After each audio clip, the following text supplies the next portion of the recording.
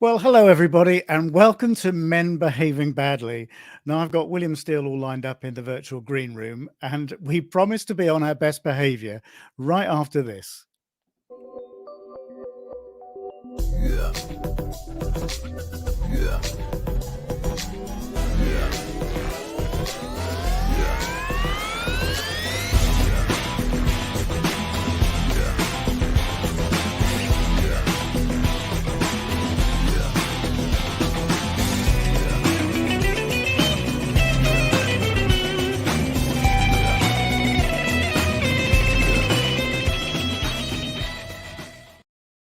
Hello, William.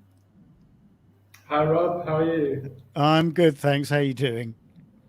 Not too bad. Yeah, good stuff. Thank you for agreeing to do this. We were just chatting off air, actually, and William sent me through his pictures, and we were just going to do a thing about the category and everything else. And then I thought I saw a particular picture of William's, and I just thought to myself, oh, come on, we've got to do Men Behaving Badly. And I think most people in the UK will remember that sitcom from the 90s with Martin Clunes and who else was it? I can't. Anyway. And I just thought it would be a lot of fun and sort of try and redo what we did with Georgina, in a way, with Light and the Boca battle that we had. So yeah, I just thought we'd have a bit of fun. So it's down to you people for when you see the images to vote and let us know, which ones you like the best. So let me just run through how it works. We've each got 5 images. William and I will share. We'll do it in 5 rounds. So we'll just pitch one image against another. So I'll show you 2 images, one of mine, one of William's. And then after we've sort of gone through, shown the images, have a quick chat about them. And then I'll put it down in the comments. You got to comment, put something down in the comment, just vote in the comments as to which one you prefer. And then we'll do it on the basis of rounds. So it's 5 rounds, and whoever gets the best of the 5 rounds wins and behaves the best. So there we are. And as I said, just if you want to come by and say hello as well as we're going through this, I'll try and catch up the comments as I normally do. Before we get started, William, I just thought I'd sort of catch up with a few sort of items of sort of news and latest things with everybody, and then we'll get going. So thank you to everybody who entered eyes. That obviously closed yesterday, so I'll get all those images over to Peter pretty shortly, so he can start going through those, and hopefully we'll get to a sort of top 100 in the next sort of couple of weeks or so.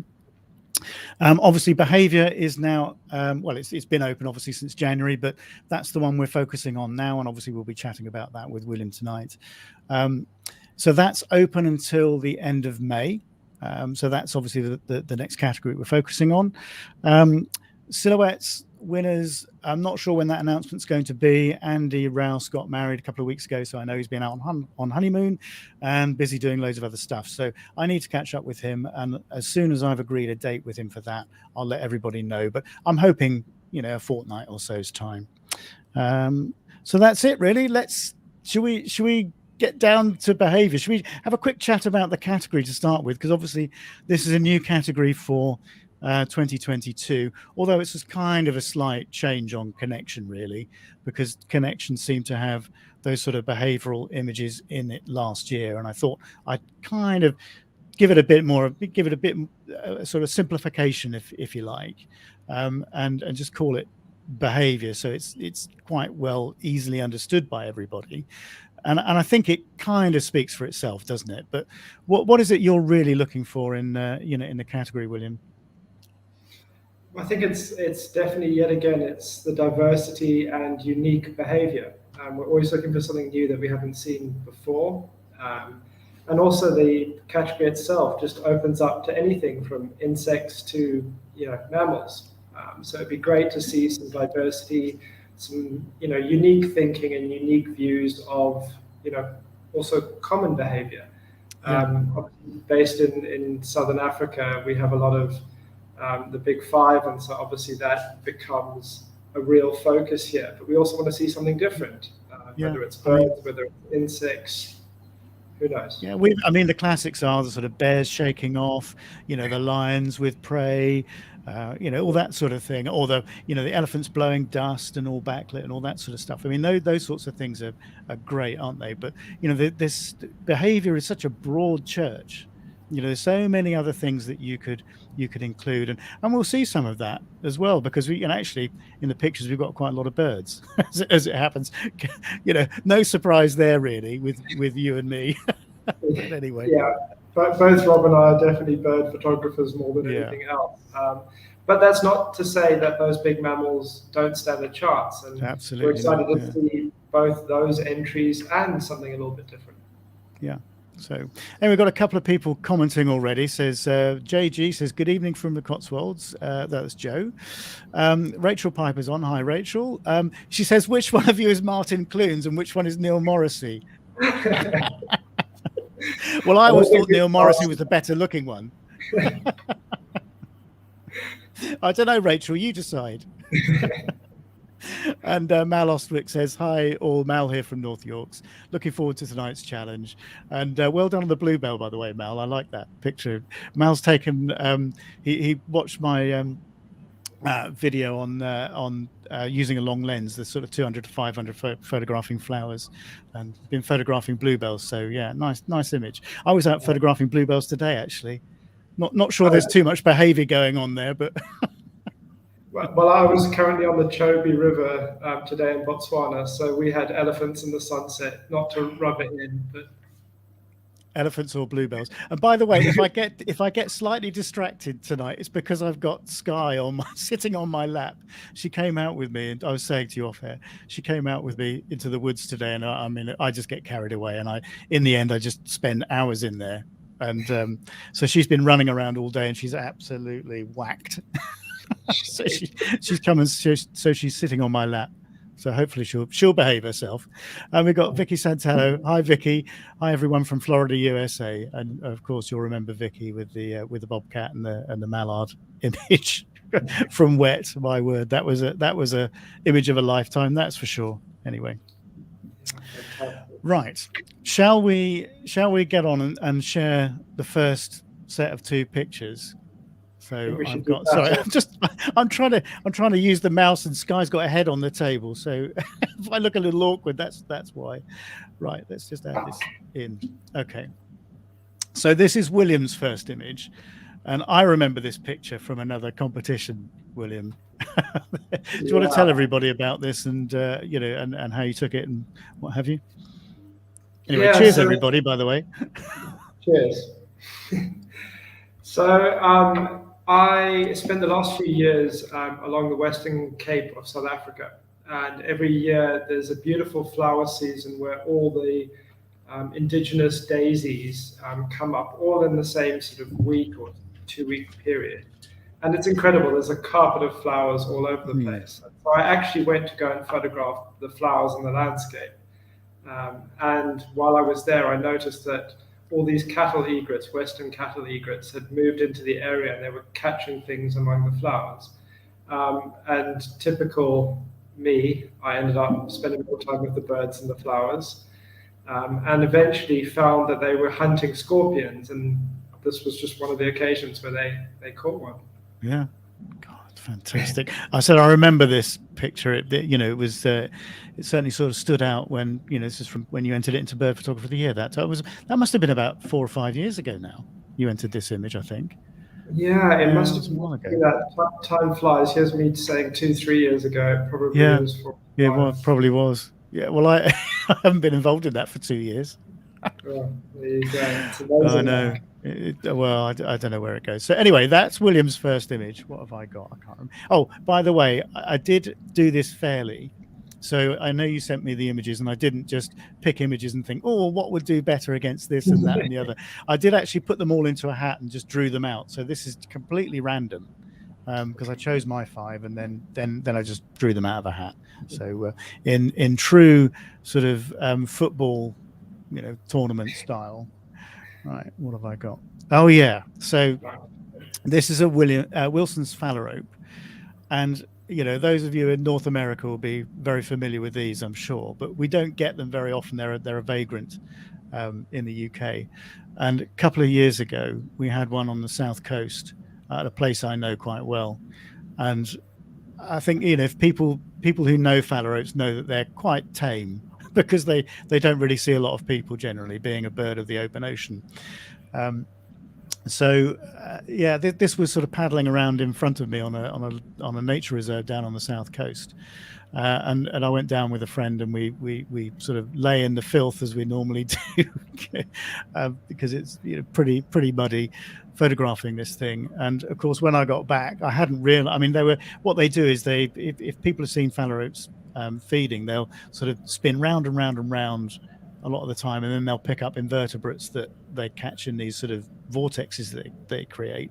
But this one was just obviously feeding on bugs that were on the surface of the water naturally, and I didn't realize that, because I was concentrating on the bird until I got these images back, that I'd actually got this.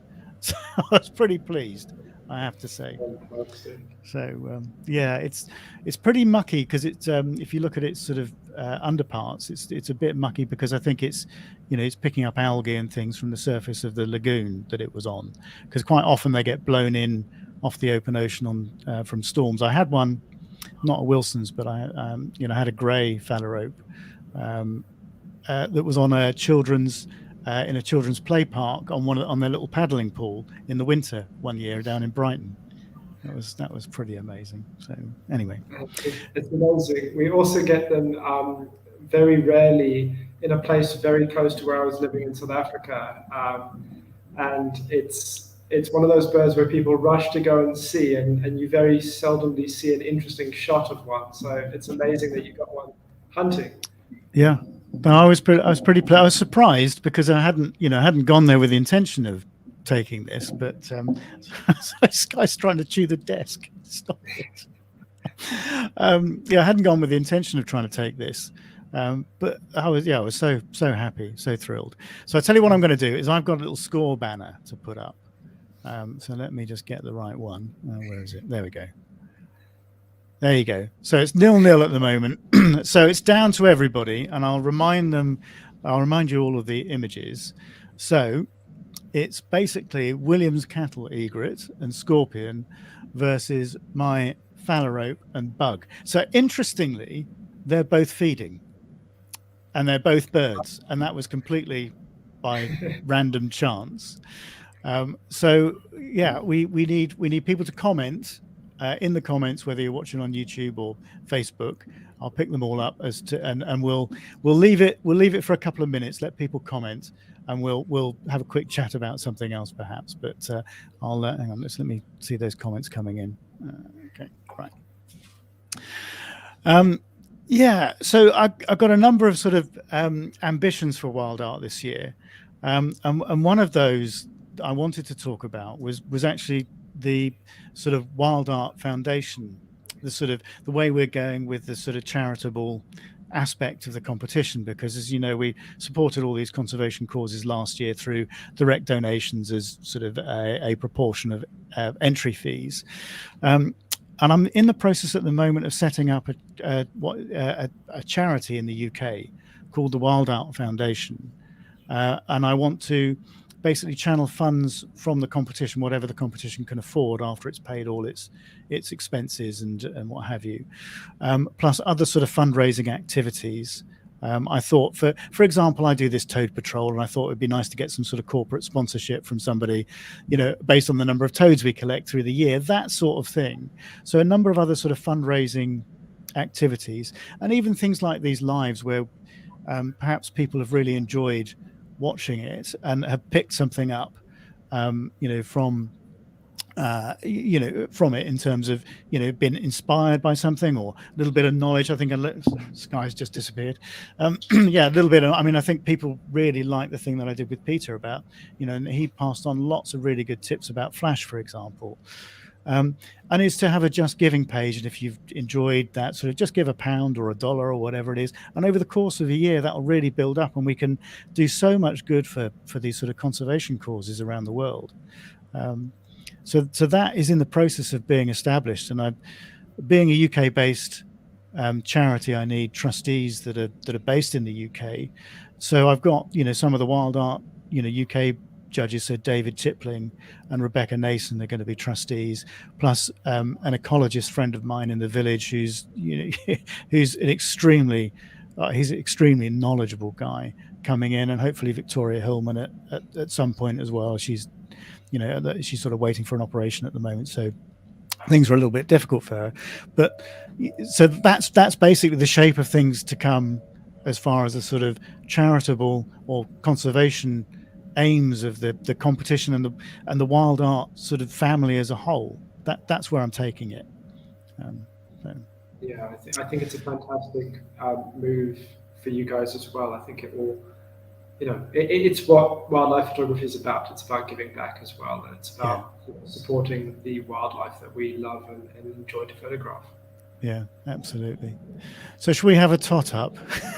That doesn't look good for me. Let's see. Hang on. Oh, Rebecca Nason's on. Hi, Rebecca. We were just talking about obviously the WildArt Foundation, and we had our first meeting the other day to try and set it all up. So yeah. And talking of Rebecca, actually, next weekend, I'm going to be talking to Rebecca about human nature, because we thought we'd do this conversation early because it's a new category and it's not as obvious as behavior.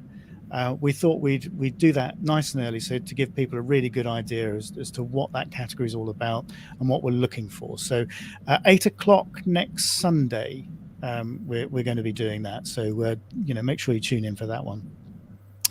Okay, so let's have a. I wonder if Rebecca's going to vote on this. We've had 2 or 3 votes. Provide the room. Come on, Rebecca. Give us a vote. Right, so the votes so far, let me just go back. Okay, Susie Crow. Oh, William. Susie. Mal says, you egret with scorpion. Sorry, Rob. 2-0. Vicky says Fowler open bug. So we're okay. 2-1 at the moment. Rachel says, "Sorry, Rob, it's the egret for me." Looks like the first rounds go to you, William. Egret with scorpion, JG. And Rebecca gives steal for me on this occasion. It's a steal. I was robbed. Okay, all right. You got that joke out. Yeah, I did, nice and early. Right, I tell you what, let's just go back to this. I'll alter this banner. What can I do? Hang on, what do I do? Right, edit. Make sure the score's correct.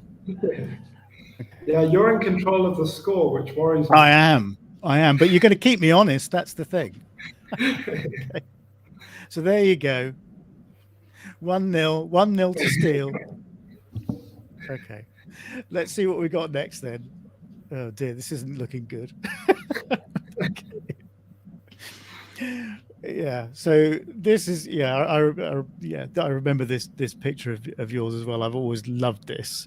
So tell people a little bit about this behavior and where you took it and everything else. Yeah, so dung beetles are the sort of savior of Africa. They do a lot of the cleanup work, and these 2 little dung beetles are actually so tiny. They're about half a centimeter in size, maybe a little bit more than that, maybe 7 mil in size. And so actually this photograph was taken with a 600 mil lens lying on the ground about 3 or 4 meters away, as they were taking dung away from a dung heap. And so what these 2 do, they actually move the dung, and then they find a nice little place to bury it, and then they lay their eggs in it, and it gives the young the opportunity to grow in it. And I've just always been so interested in dung beetles. There's so many really unique things they do. They have an internal compass that's linked to the stars, which even in daylight they orientate themselves by. Yeah. So I just find them amazing little creatures, and they're so tough and resilient, and It's a real Yeah. hidden world, isn't it? This sort of world of beetles, and there are so many species too. It's just, they're incredibly diverse range of animals. And this is what we were saying about, it's not just about, the big African mammals, in behavior. It's about this sort of thing as well. These are the sorts of images we also want to see. Exactly, and they're different, and they're as you say, that insects are so diverse and so full of color and life and interest, and their behavior is so unique, and there's so much unknown in terms of behavior as well. Until recently, they didn't know how dung beetles were Mm. navigating. So photographs like this also help that and help that process along. So I just love that, and if anyone's got some dung beetle images, please enter them. Not giving anybody a hint, of course.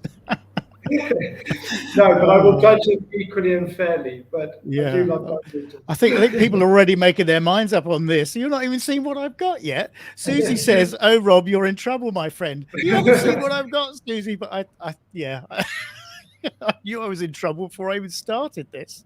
This But is one it's of those it's images only a bit of fun.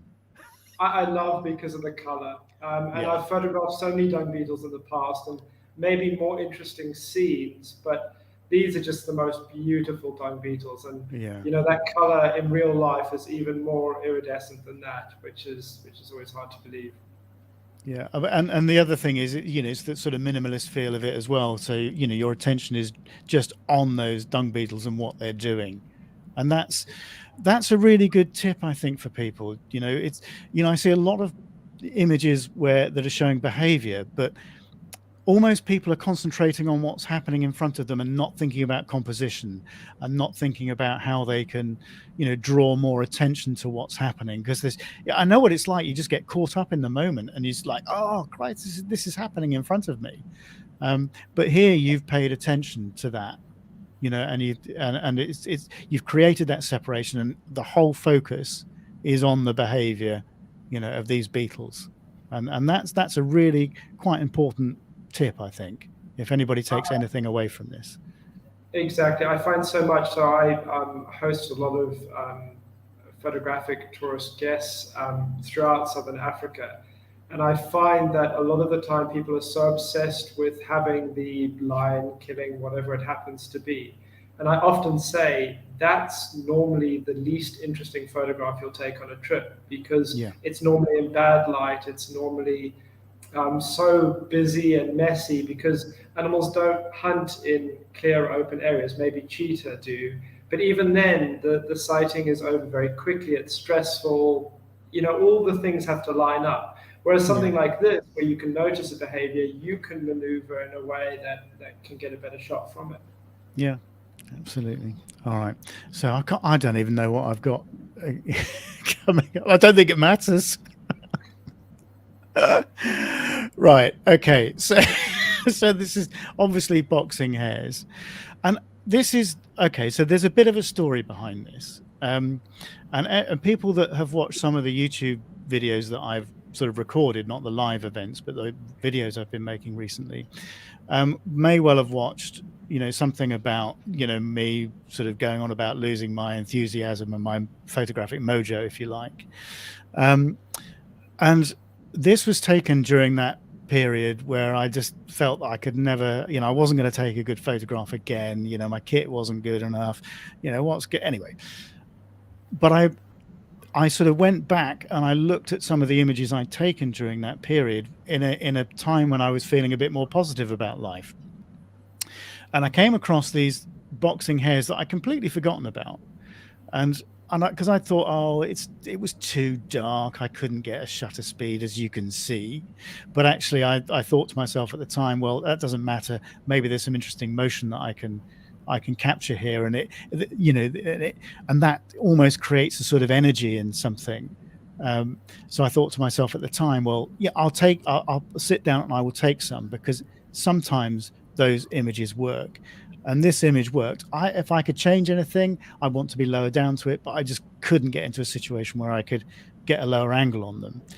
And I just, out of probably the 50 or 60 images I took, this is the best one, because most of them go in the bin, as you'll know, with sort of slow shutter speed stuff. But this one, I just like it, the fact that they're just facing off, and there's enough motion, but you still know what it is. The form's still there. You can still see the eyes. You can, one's really smashing its paw into the other one's face, and it's just it's they're really going for it. And I loved this, and I thought, because the light was dimpsy, and there wasn't a lot of sort of color tone to it anyway, I just thought I'd make it black and white, and in black and white it really worked.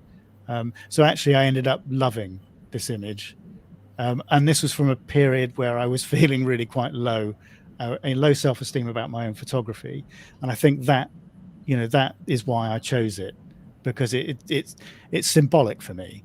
There's the story is deeper than just wildlife, and it's what wildlife can do for you and your sort of mental well-being, and how important it is to me, and this is what this image says. So anyway, I think so it's let's a talk.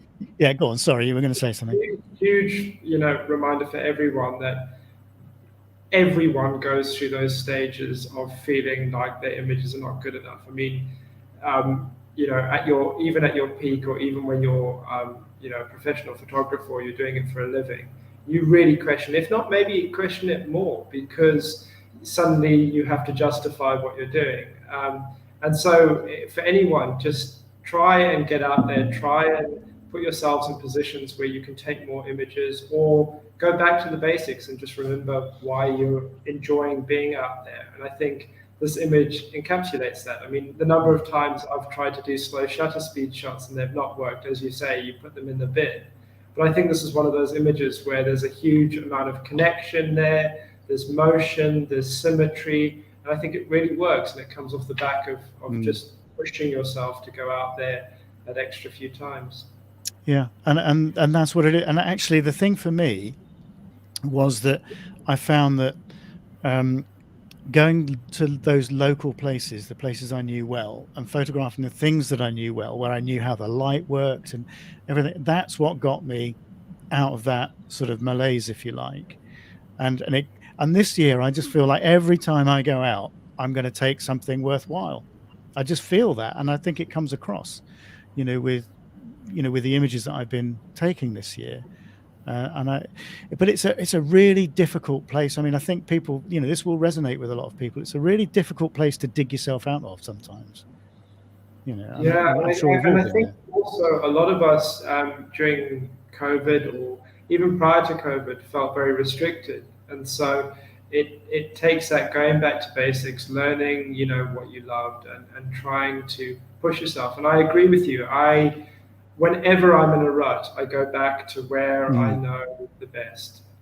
And for me, it's always like a trip to Botswana, where I can remember the certain areas, or go into a certain patch, and you might not find something that you're looking for, but you find something else, and something turns up, and a good image hopefully comes from that.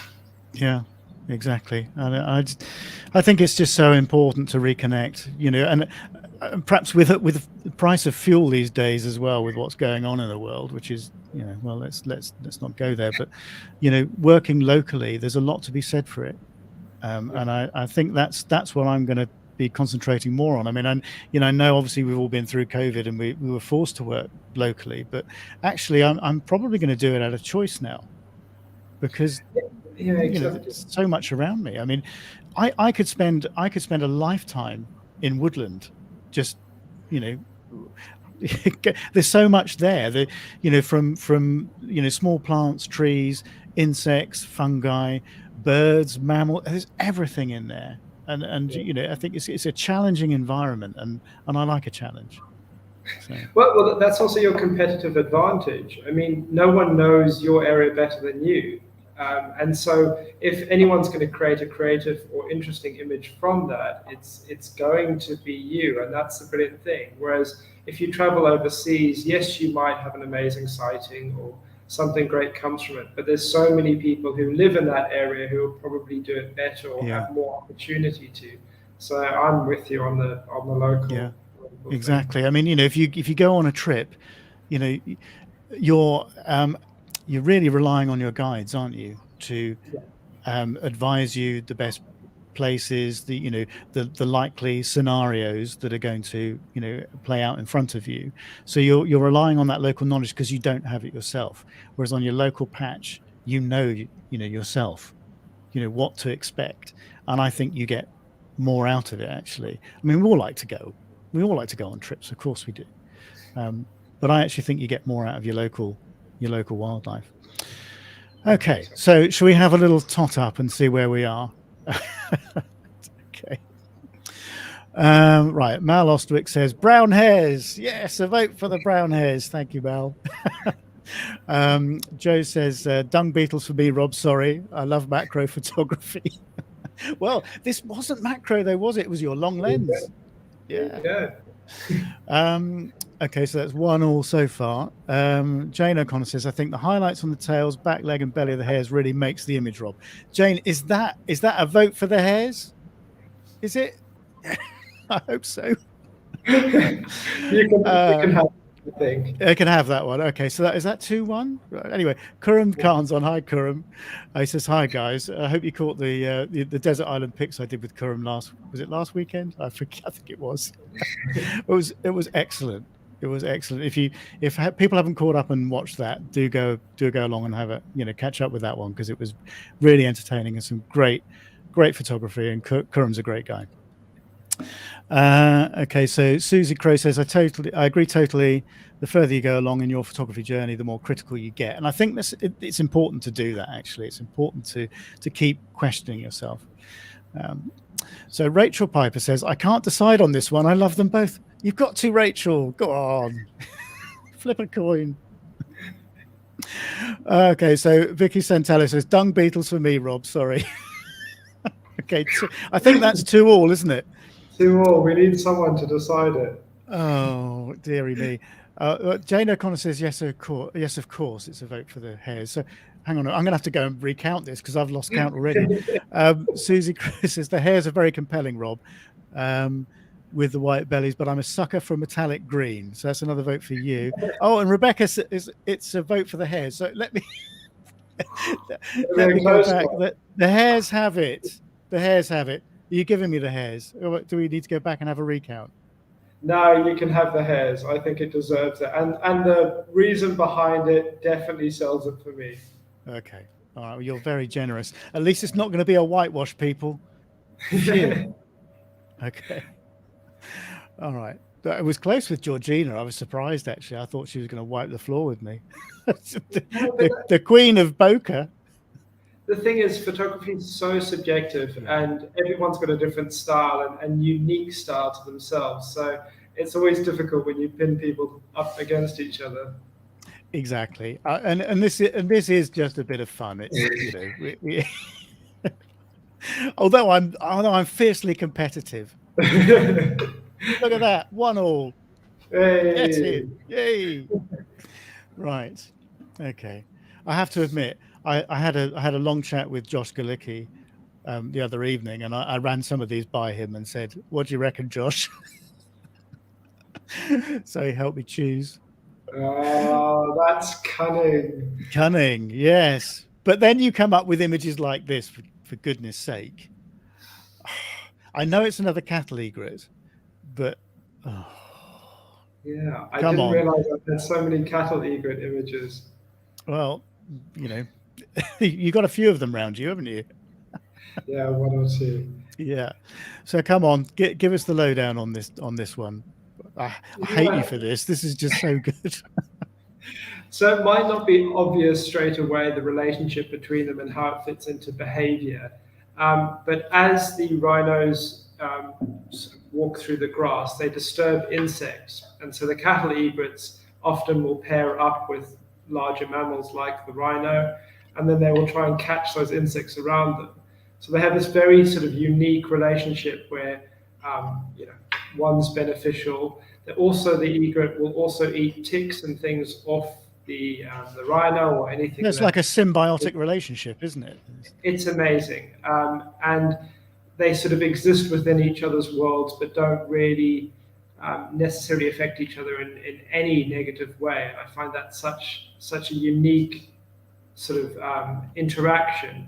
And I've always wanted to take a shot where that sort of works together. And it was just one of those images where the lighting just worked perfectly, everything came together, and yeah, it's probably still one of my favorite images. What was your thought process behind how you sort of saw the image? Did you see it in front of you unfolding and thinking, "Oh, I know, this is all falling into shade. I can really sort of juxta whatever position Yeah, that white egret against, you know, that darker background." so it was actually one of those things that are just such a hard one to photograph, simply because you've got a dark subject and a light Yeah. subject. And it was lots and lots of failed attempts. And I'd seen this sort of happening quite a lot. And I've always had the image in my head, but just never quite got it right. And this was one of those occasions where there was shadow in the background.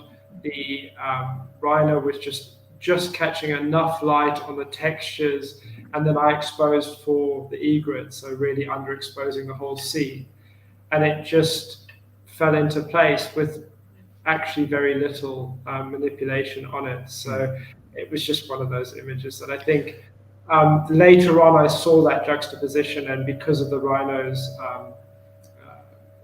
issues with poaching in southern Africa and their demise, and I just felt like it fitted that sort of almost fading into the background feeling of. It's got quite a dark undertone, hasn't it? As you know, not only the tones in the image, but just the feeling of it.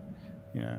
Certainly, and I think it's one of those things where when I took the image, I guess I didn't understand that enough. And I think that happens a lot with photographs when you look through and you're picking the ones that work the best and then you start editing them.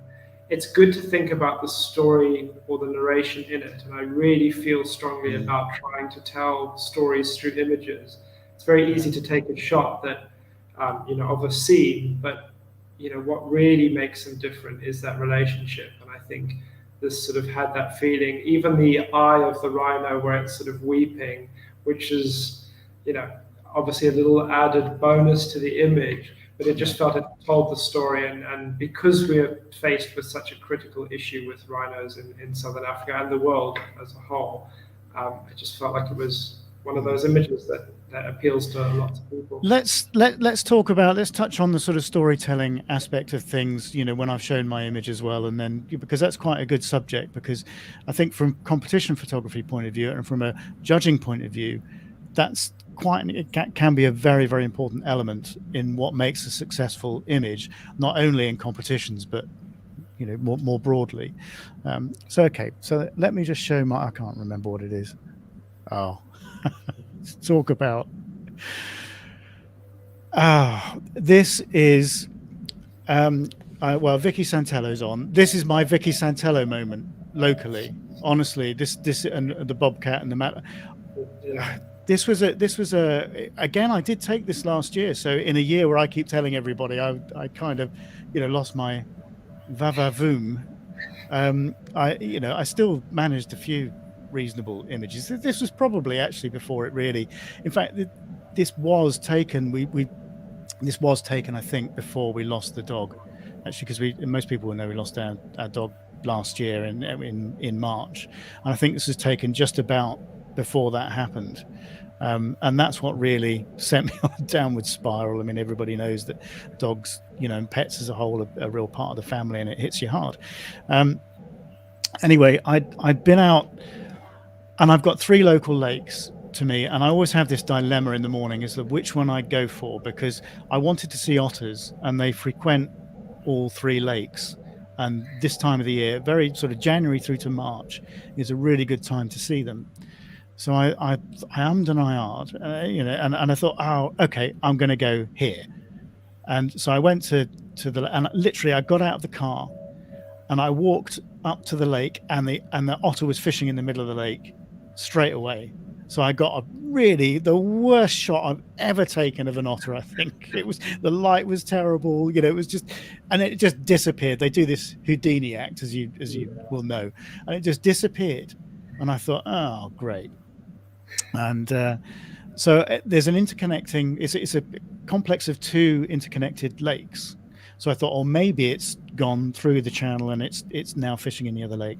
So I wandered over the other side, and by which point the sun was starting to come up, and I couldn't find it. And I photographed a couple of mallards, just for the hell of it.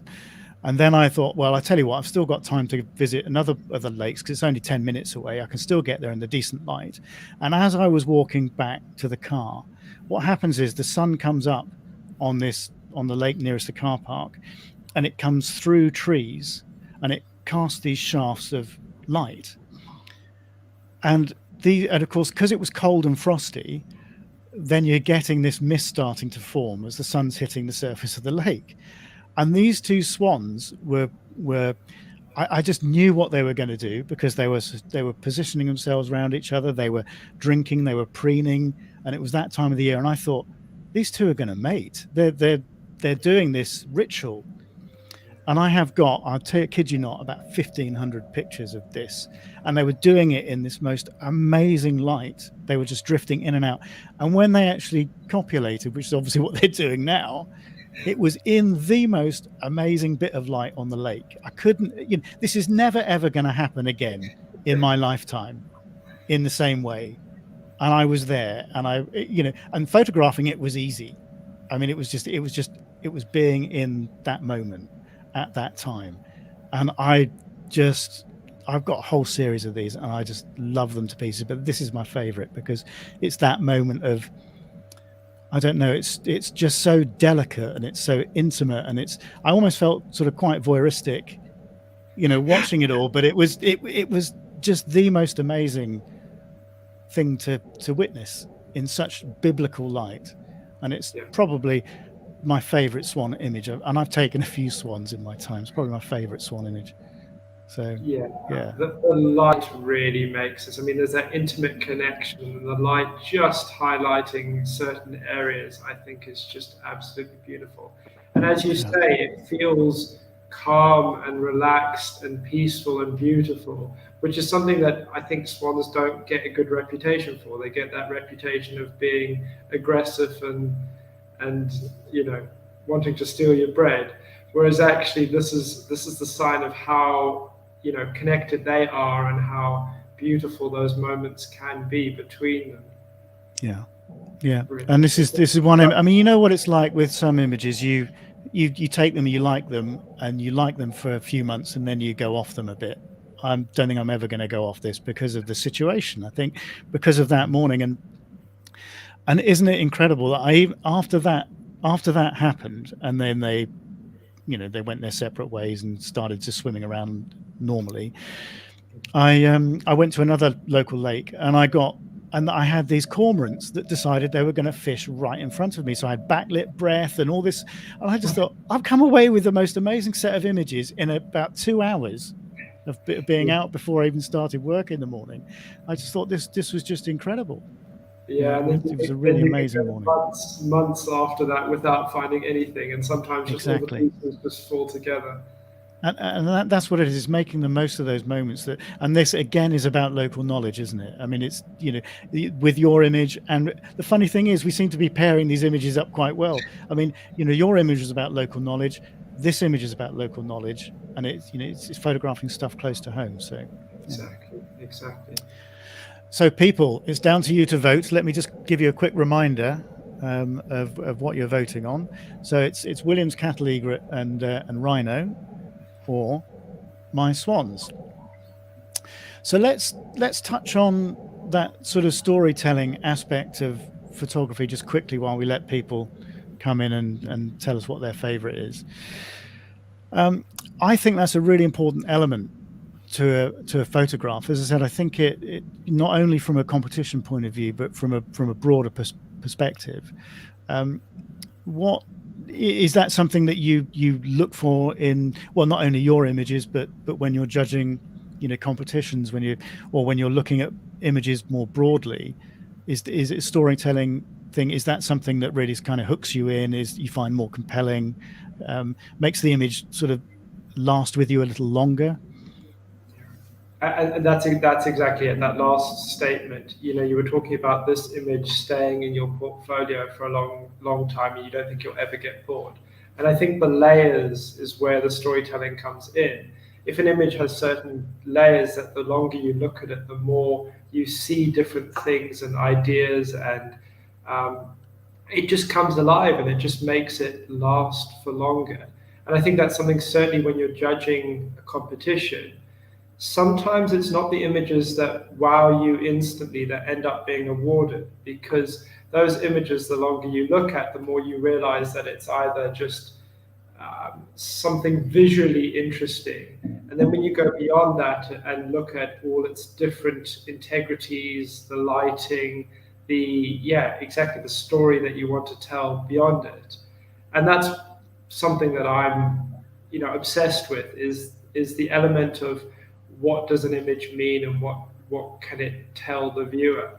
Because often when someone's viewing an image, they haven't been sitting next to you. They don't know the background of that whole shot or the sequence or the behavior.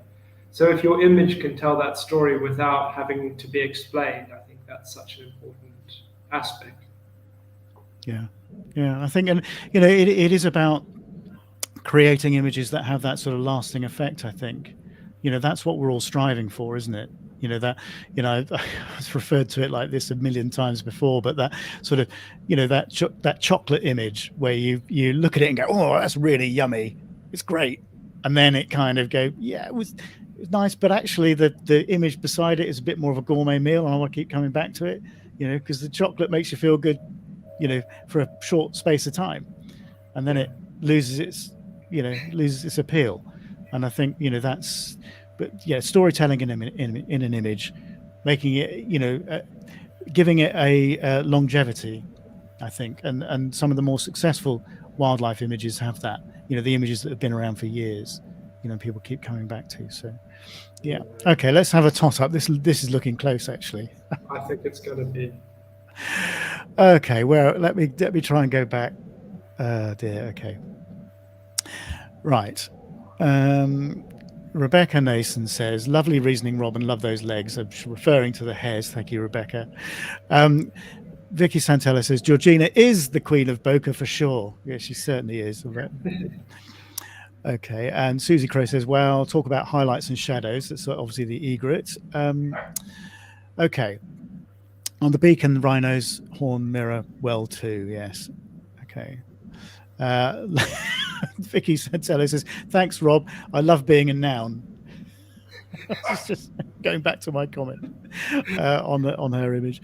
Okay. Right. Vicky again says, this is the image for me on this competition round. Love William's image, but to me there isn't enough behavior in the image in spite of knowing the relationship between the two species. So I'm guessing that's a vote for the swan. So that's, you've got to keep count now, William, because I'm going to lose count. So that's one to me, because there's some for you coming up, I already know. Alan James says, think you've won this one, Rob. Well, thanks, Alan. I wouldn't be so sure. Ben Pullett says, amazing photos. Have you given us a vote, Ben? Ben, give us a vote. Susie Crow says, stunning job, guys. I was going to have to call it a tie on this round, but Rob's story tipped the balance. It's the swans for me. That's 3-1. 3-0. This is getting. No, it's 3-1. You did get a vote. Oh, okay. Yeah, you've got a vote. Joe says, the swans for me, a beautiful tender moment. I love everything about that shot. So that's 4-1. Oh. Jane O'Connor says, love them both, but the swans are more poetic, I think. So for me, the swans have the edge. 5-1. Wow, I'm getting destroyed in this one. No, you're not. There's some coming up for you. Don't worry.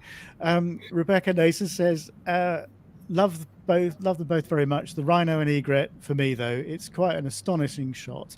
Love the swans too. That light, Rob, the mist rising with the birds framing them. I know, honestly, it's just one of those moments where you're mad, you're panicking because you're thinking, am I making the best of this? But anyway, so that's 5-2, is it? Yes. Yeah. Rachel Piper says, Rob, your image is absolutely beautiful and so impactful. And under any other circumstances, I know what's coming. The rhino and the egret is out of this world. So that's 5-3. Thank you. Rebecca says she's got to go now. She's got to get Ada to bed. But look forward to seeing the rest in the votes tomorrow. Well, thanks very much, Rebecca, and I'll see you next weekend when we talk about human nature. Obviously, dear. So we're 5-3, are we? Yes. 5-3. Yeah. Okay. So Mal Ostwick says the pair of mute swans in the early morning missed for me. Sorry, William. Your image is awesome though. So that's 6-3. Vote for the swans, Vicky says. Oh, come on. I've got this one. You've got I thought it was going to be closer. It looked closer to me. Anyway. No, it's a fantastic image, Rob. Oh, dear. Right. Okay. Well, well, thank you, everybody. But I don't think it's going to stay this way. Right. Let me just put this up while I can. Right. I need to edit that. Yeah, he's getting his gloating on now. Well, no, no, I'm not, because I know what's coming.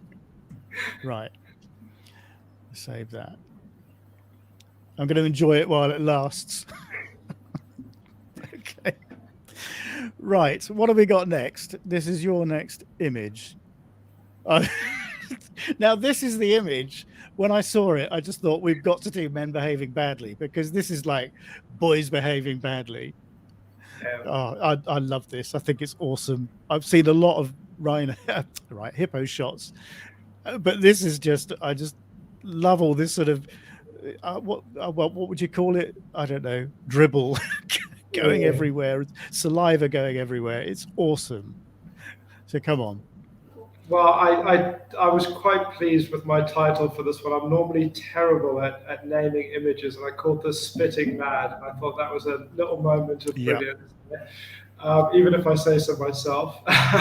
Yeah. But yeah, so I've spent a lot of time on the Chobe River, and every so often you will see a hippo fight happen, but it's normally on the edge of the water or there's something obscuring it. And on this day, for no apparent reason, it was the height of wet season, so they shouldn't have been fighting. They should have been, peacefully coexisting.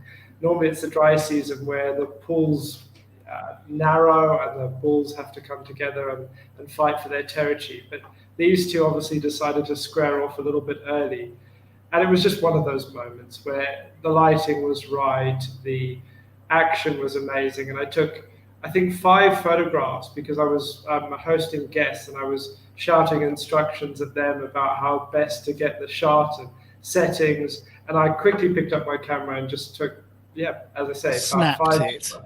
I mean, absolutely, and put my camera down, and then was talking to them, and all this kept on happening for probably half a minute of action, and it was only about a few days later when I actually looked through my images and found this one, and it just was one of those moments where just everything fits within each other, and I think that's a nice element of it. Yeah, and it's just so disgusting as well, isn't it? Yeah, and that's the thing. It's not always pretty. The action in Africa is not always pretty. And I just think hippos get this sort of real reputation of being so fierce and dangerous and scary. And this was that moment where they proved why. Oh, yeah, it's just so beautifully disgusting. You should have called it Spitting Image. No, this is awesome, and this was as I said, this really was the picture. I just thought, no, we've got to do this. This has got to be a lot of fun. Why didn't I not think of this before? And let's make it let's make it really good fun. Yeah. So you've got this image to thank for that. That's brilliant, and the action, it's incredible. I mean, hippos really do fight to the death, and it really was quite a scary interaction. The sound involved, and they're screeching at each other, and there's so much. You can see the one on the right is actually in the position is really squaring up to lunge towards the other one, and those teeth are 10, 15 I mean, they're the most dangerous animal in Africa, aren't they, statistically, the hippo? They are, and there's many days that I spend on the river on Chobe that I think about that because they are unpredictable. They're very territorial, And as you can see, those teeth are not great. I mean, that mouth is opening well over a meter, if not a meter and a half, Yeah. which is quite Yeah, scary. it's intimidating, isn't it? It looks a very, very intimidating animal, Yeah, and something that deserves a lot of respect, I think. Yeah, definitely. what an amazing shot. Oh dear, and great story. Love it. I love the way you were so sort of selfless about it as well, with looking after your clients first. I think Well, I mean, that says a lot. that's what it's all about. It's not Exactly. about, if you're going on a photographic trip, it's not about the host getting their Yeah. shot. It's about them helping you. People have paid their money, and that's what they've paid their money for. Yeah, Exactly. absolutely. Yeah, but good you managed a frame or two though. Yeah. Didn't miss it completely. Right. Sneakily got it in there. What did I? Oh, so yes. Oh, so this is from a trip that I had to Canada. Ooh, I can't believe this is 6 years ago, actually. And of course, if you go to Canada, and we went in June, and I went with some friends of mine. A friend of mine he moved to Canada, married a Canadian girl, and they set up this sort of this wildlife tour business. And I went over there with another friend of mine, and we just went for a couple of weeks, and they were basically recceing the Rockies and trying to put a trip together. So we just went out there and joined, and we were just running around all over the place. Went to virtually all the national parks. I mean, we weren't sort of still for more than 5 minutes, but it was a fantastic time. And we saw bears and moose and all the sort of really big stuff. But you know what? One of the most fun things to photograph were ground squirrels. They were just so much fun, and they're such characters that this sort of epitomizes my experience of them and photographing them. And they're so cheeky. They sit there and just calling to each other. And this little chap, he's just got so much character, and I just love that sort of wide open gaping mouth. And I just want to, I don't know whether you remember that advert where they've got, I can't remember whether it's ground squirrels or something, and they're just saying Alan, Alan, Alan to each other. It just reminds me of that, and it makes me laugh every time, and that's why I put it in, because it just makes me laugh. And there's another story, actually. I'll just quickly give you another story. This is a Colombian ground squirrel, and the first species I photographed was Richardson's ground squirrel, and we were in this sort of desert, well, sort of arid area, and a dry sort of river valley, and I was on the edge of overlooking a little valley, and there was a rock this ground squirrel would come and sit on. So they basically said, "Go on, Rob, just lie down there. He's going to come out and he's going to pop up in front of you." So I was lying on the ground with a 16mm lens, as wide as it would go. So this thing literally had to be like 4 to 6 inches in front of me to get a good shot, waiting for this thing to pop up, when all of a sudden this laughter broke out behind me. And I said, "What are you laughing at?" He said, "But the thing's just run over your legs," because it all stood behind me. And then this thing just popped, as they said that, this thing popped up in front of me, and I was shaking so badly because I was laughing so much. Oh, it was hilarious. It was just fabulous. It was absolutely fabulous. But anyway, love them. So that's why I love this shot, because it just reminds me of those good times.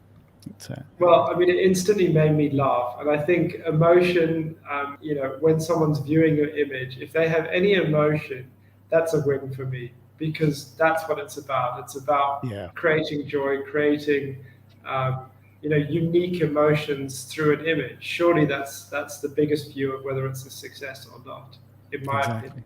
And it's interesting that we've both got animals with their mouths wide open. Yeah, isn't it weird how this has worked out? Because I didn't plan. Literally, I did. I drew them from a hat, and this is how it all worked out. So it's it's quite interesting. But anyway, so let's have a chat about something else while people vote on this one. There's a couple coming in. I think I know where this one's going. Well, I need to pull it back, or it's all over. Yeah, exactly. I don't think there's going to be much doubt. But anyway, let's talk about. I'm going to talk quickly about the YouTube channel, actually. Because if people haven't been on and seen the YouTube channel, this is something that I really want to grow this year, and not just do the sort of lives and the WildArt Awards presentations and things like that, but try and take people on a bit of a journey with me as well, and my own photography and the way I look at things. And I've been recording sort of 20-minute, 15-20-minute videos on me just going out and taking photographs of things and the way my mind works and that sort of thing. It's quite difficult to do it with things like birds because you can't video yourself and then get in those situations because they fly away. So those are quite difficult. So most of them are all about sort of woodlands and flowers and that sort of thing at the moment. I mean, there are plans. I do plans to do other stuff as well, but it might be with birds. It might be sort of retrospective things. So showing images that I've taken and then taking people to those places that I've been and explaining how I did it. But it's that sort of thing. So it's well worth going and having a look and go and subscribe, because then you'll see what comes up, and every time something new goes up, you'll get a notification. But it's all about helping people and inspiring them on their own photographic journeys, because everybody's different, and the way I take pictures is different from how everybody else takes pictures. I mean, that's just the way it is. But if you can pick up little snippets and be inspired, like I have on YouTube by other people, looking at what perhaps landscape photographers are doing and being inspired by the way they approach their subjects, I think you can learn a lot. So that's basically where that's going. So do go and check that out. Yeah, definitely. Okay, so should we have a little look and see where we're going with this? So I think it's going to be obvious, right? So Mal Ostwick says hippos. Joe says hippos for me, Rob. Sorry. Vicky says love the ground squirrel, and definitely can hear him saying Alan. Yeah, but the hippos are on another level. Yeah, I have to agree.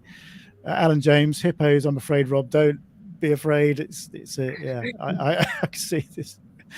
Jane O'Connor says, I love this little guy, Rob, but I think the hippo's teeth get my vote this time, and they are beautifully disgusting. Rachel Piper, love them both for very different reasons, but a vote for Steele. Yeah, it's a whitewash. It's a whitewash. And Susie Crow says, I've got to go with the drama of the hippos fight for superiority. Now, I think you're absolutely right. I told you this wasn't going to last. I was just enjoying the moment while I had it.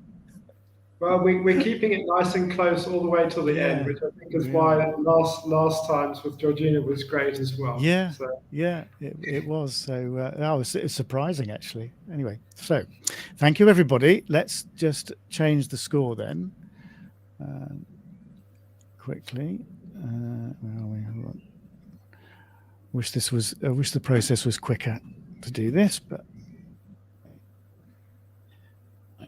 there we go. So it's down to the wire, and we're down to a decider. This is how we like it. So let's see what William has next. And this is an Anhinga. So it's an African darter, same family, but yeah, just yeah. Yeah, very, very similar to your story. I had a real dip thanks to COVID, where I didn't get a chance to travel much. It was a year and a half before I could do a trip, and it was the longest period of time that I hadn't been back in Botswana, which was quite tough because that is my home and where I grew up.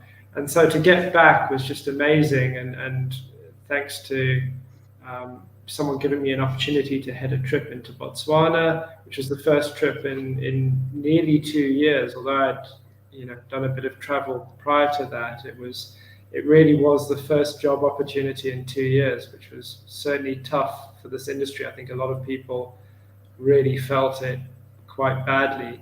And believe it or not, both the hippo and this shot was taken in the same 3 days that I had on the Chobe River. And it was just one of those moments where, I had 3 days out, which is not a long time in any destination, and came back with handfuls of images that I really loved. And anyone who knows me knows I normally sort of pick 5 to 10, at most 15 images that I love from a year. And this one trip that was 10 days for the whole trip and 3 days for the Chobe resulted in 15, 20 images that I just absolutely loved.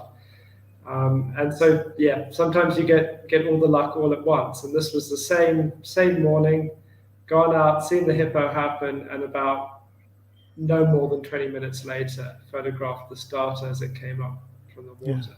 amazing. And it was one of those images I took a lot of the sequence.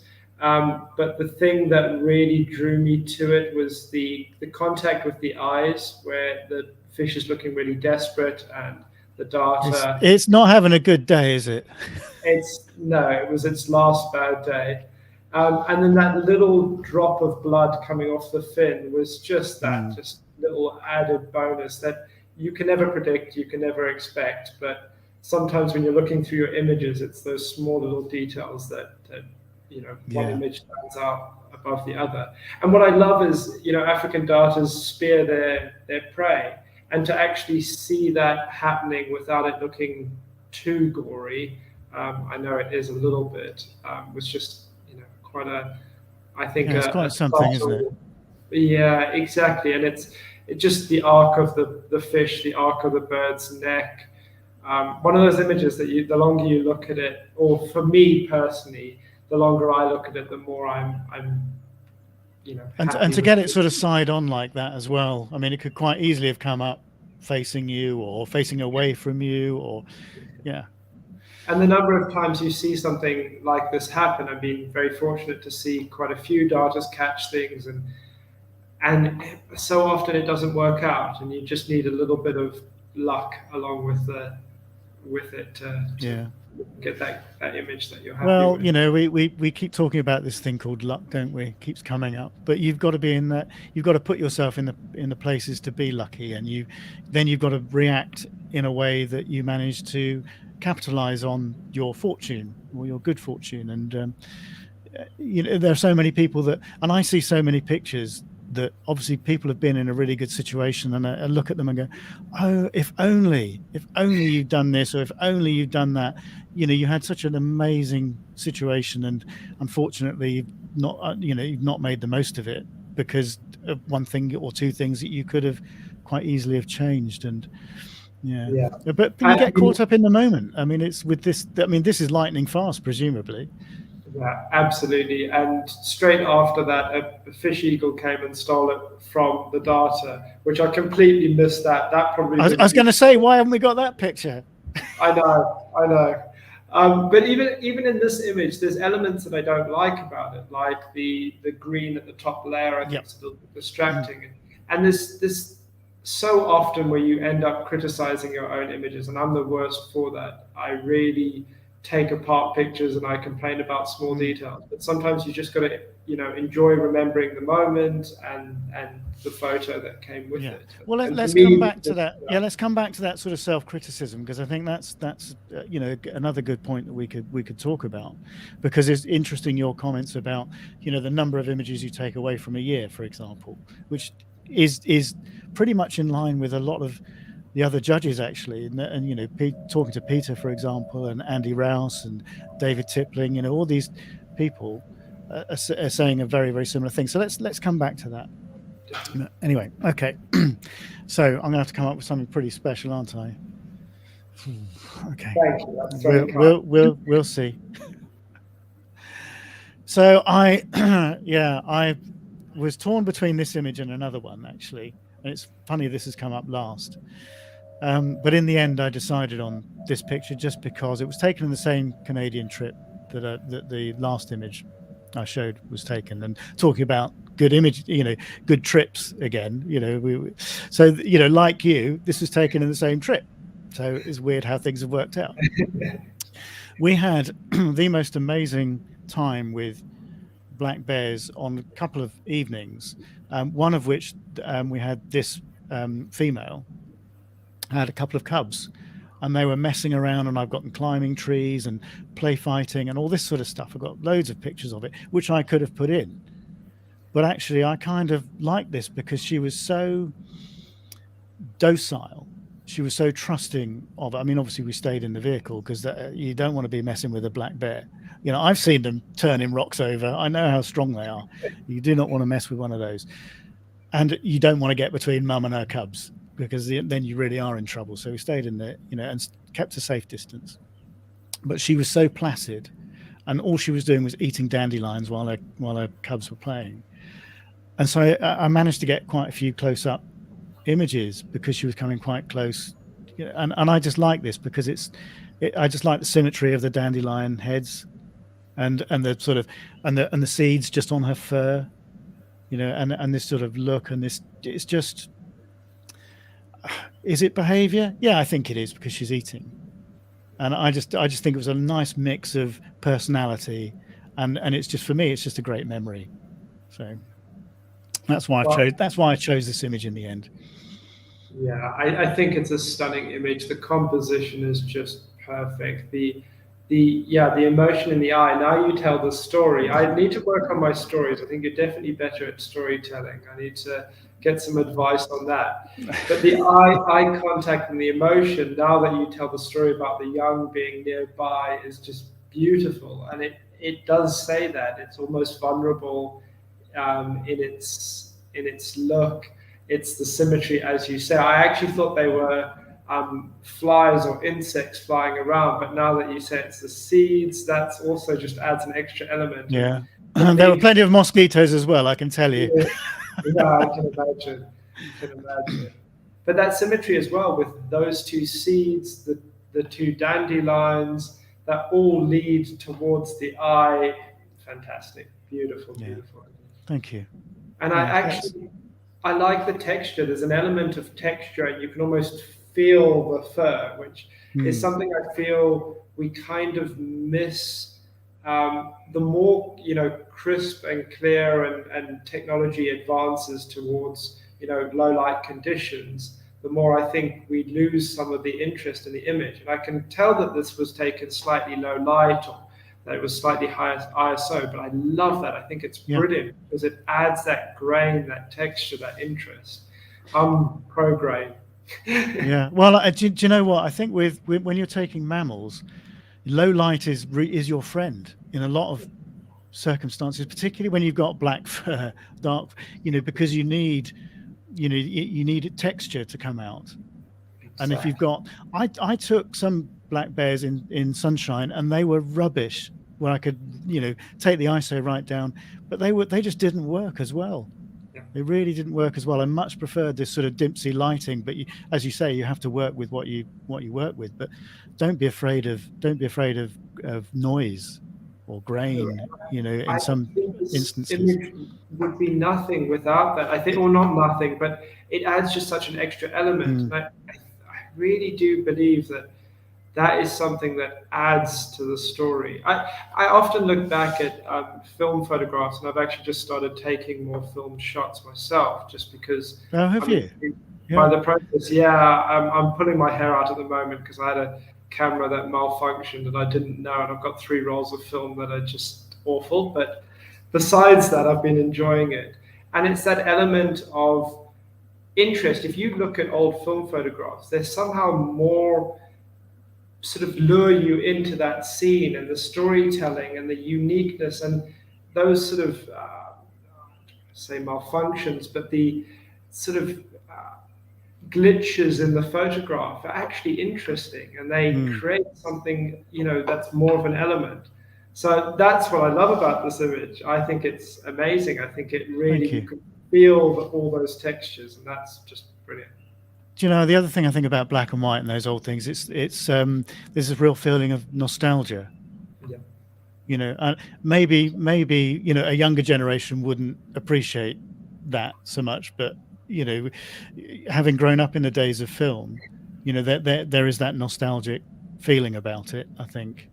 Well, even myself. So when I got into photography, digital had taken over. So I went straight to digital. And although I dabbled a little bit in film just because I had friends that were doing that, for me it was exactly that. It's rediscovering it, and the nostalgia of seeing photographs my family had taken, and trying to enjoy the process. I think I love digital, but that element of thinking about shots very clearly and planning and being cautious and making sure the moment's right is sort of sometimes lost. Yeah, absolutely, because we can just take so many many pictures. I think can't remember. I was watching something on YouTube not so long ago, actually, and people were saying about, the sort of back in the film days and how they would have to plan every single shot that they took with film because they didn't have this freedom that digital has given us. Because if we take a bum shot, it doesn't matter, does it? It's just delete and not onto the next one. So I can take, we can all take 1,000 bum shots before we get a good one. But you couldn't do that in the days or you couldn't do that cheaply in the days of film, that's for sure. So yeah, there's a and I guess that's where the bonus of it comes from. 90% of the shots we now see in competitions would not be possible if we were still shooting in film. So there's pros and cons, and that's why I went back on enjoying film at the moment, just to enjoy both of those elements. It's not going to take over from digital. But great stuff. I'm conscious of the time, William. Look, I said, yeah, we'll do it in an hour. No. Okay, so I tell you what, let's ask people to vote. Let's have another quick chat about something while they're doing that, and then let's see, because this is going to be close, I think. It's been so much fun. Thank you so much for doing this. It really has been fun, and I tell you, for someone whose work I have admired for a really long time, it's so, I feel so privileged actually to be able to do things like this. And actually, be in this situation where I'm taking images which are being liked as much as yours. That to me is a huge thrill. Really is, because as far as certainly behavior, and you've got such a fantastic eye for these things and these details. It's quite humbling, really. Well, that compliment alone makes my year. Thank you so much. That's very kind, and it's very mutual. I mean, we've obviously come in contact through Bird Photographer of the Year, and it's always been nice to interact and chat, and finally we can jump on here and compete, which is always fun. Exactly. A lot of fun. We should do it again. Right. Anything else? Oh, I tell you what I will mention just quickly, while people are still commenting and what have you, which I'll catch up with all of those in a second. But we are coming to Bird Fair this year. I've agreed with Tim Appleton, and David Tipling and I are going to be sharing a stand. So we're going to be in the Art Marquee, I think. So if you're coming to Bird Fair, which is mid-July, I think it's 14th, 15th, 16th, or thereabouts, whatever that weekend is, we're going to be there. So do come by and say hello. And there'll be a few things going on. I think I've got a prize draw that we're lining up for that weekend. So do come and say hello. So yeah, we're going to be at Bird Fair. I'm delighted about that, actually. So that's going to be a lot of fun. And I think we might even be next to Rebecca, because Rebecca Nason's coming too. So we might even be next to her. So a bit of a wild art thing going on. Right. Shall we tot up the score? Yes, so I'm very nervous. Get your votes in quickly, people, if you haven't already voted. Right. Okay. So Susie Crow says it's neck and neck, Rob. It certainly is, Susie. Okay, so the first vote is in. So Alan James says, I'm going for the chilled out bear. So we're going to keep. Thank you, Alan. Joe says, bear for me, Rob. Great capture. Oh, that's two. No, it's running away. I can No. You've got, there's still time to pull this back.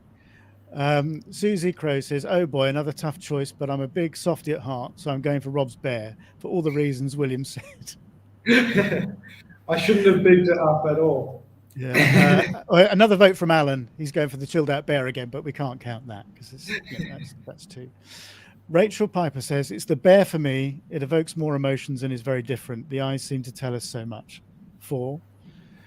Right. Jane O'Connor says, the photo of the fish and darter is technically stunning, and I know nature can be harsh, but the terror of the fish's eye and the droplet of blood is a bit much for me tonight. Sorry, Jane. The bear and the dandelion clocks is funny, and I can see my flat-coated retriever doing this, so it's my choice for this one. All 5. Okay, so Joe says, I think we tend to edit out too much with digital photography to have that perfect shot. Old shots do have something very appealing about them. Yeah, I think it's a good school, actually. Film is a good school. Okay, so Vicky Santella says, for me, it's the darter with the fish. Sorry, Rob. So that's 5-1. Mal Ostrich says, the darter for me, he's coming back at me. So that's 5-2. How long can we string this on for? Well, I think we've gone on for long enough, William. I think we've gone on for long enough. So I can't believe that's happened. Anyway, I'll answer a question from Mal Oswick while if anybody else wants to vote, just to give you a bit more time, because I'm feeling kind. So Mal says, where is the bird fair, Rob? It's in Rutland. So it used to be at Rutland Water, but it's now at Rutland Showground. So it's just around the corner. So yeah, Rutland, and it's Friday, Saturday, Sunday, and whatever that weekend is in the middle of July. I think it's 15th, 16th, 17th, something like that. But it's that weekend. Well done. So Susie Crow says, well done, Rob. A clear winner for men behaving badly, but the winning image of the night was William's dung beetles. Okay, I'll give you that. I think the winning image tonight actually was the hippos, quite frankly, because it was the shot that decided me on doing this, and I think it's the most outstanding. Yeah, it's the most outstanding. For me, anyway, it's the most outstanding image. That's 2 votes. So that makes me feel a little bit better. Can I just change the score at the end, just because? Yeah, I got my 15 minutes of fame here. Hang on. Well, it's only fair because I did change it in Georgina's favour. Sorry, William. Well, I'm not sorry at all. I'm competitive. That's what it's all about. I know you're not sorry. Don't pretend. No, I'm not going to. So let me just show that. So it's a win for Reed. It's a win for Reed. Thank you, deserve it, winner. You had some amazing shots, and well done. Thank you very much. Well, you had some. I tell you, when I looked at your stuff, I just thought, oh my word, I'm going to have to dig deep here. William, it's been really, really good fun. I'm conscious we're sort of running over time, so thank you so much for what was a lot of fun, and I hope everybody's enjoyed that. So I'm going to do the same with Josh. I don't know why. I'm going to put myself through it again with space. We're going to have a space skirmish, we've called it, and I think that is on. Hold on, I did write this down, so I got it right. That's going to be on the 22nd of May at 8 o'clock. So we've got a few lives coming up. So don't forget Rebecca Nason tomorrow. Next Sunday at 8 o'clock with Human Nature. Josh on the 22nd will probably do the winner's announcement for silhouettes in between those times once I've agreed it with Andy. Thanks. Let me just get rid of this last image, and we can bring you up bigger on the screen. So let's remove that. And I tell you what, I will take this banner away because I don't want to gloat too much, because it was I can't believe I've done that, actually, because your stuff was awesome. No, thank you very much, Rob. But it was amazing going against you, and I think you're a valid winner, and I think it was good fun. That's what it's about. Yeah, that's what it's about. It's about having good fun, and it certainly was. So hang on the line. We'll have just a brief chat afterwards. I know you need to get away, but I'll just wrap up, and so hang on there. I'll just take you out of the stream. So I'll pop you back in the virtual green room. So once again, thanks very much for that, William. It was a lot of fun, and great evening. I'll chat to you in a sec. Pleasure. Thank you, everyone, for joining. Okay. Well, who'd have thought it? A win for Reed. Yes, my first win. Thank you, everybody, for watching. I hope that was you enjoyed it as much as I did. And I think William enjoyed it despite the fact he lost. I'm sure he did. Anyway, thank you very much for joining. Thank you for all the comments. It's been a lot of fun. Don't forget, next weekend, Sunday, 8 o'clock with Rebecca Nason, and we'll be running through Human Nature. But until then, I'll see you next time.